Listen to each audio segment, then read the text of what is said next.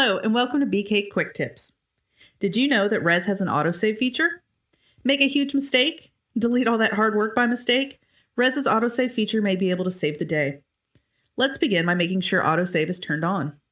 To do this, go to Options and verify autosave is checked. If you ever need to load an autosave, you can go to Window, Autosave History.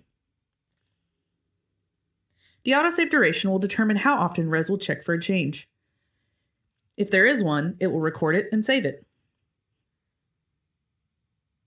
Use the date last modified to find the right file to load. Then select Load Selected File and click Yes. Whew, that looks like it's all there, saved by the autosave feature. Thanks for watching and consider subscribing for more BK Quick Tips.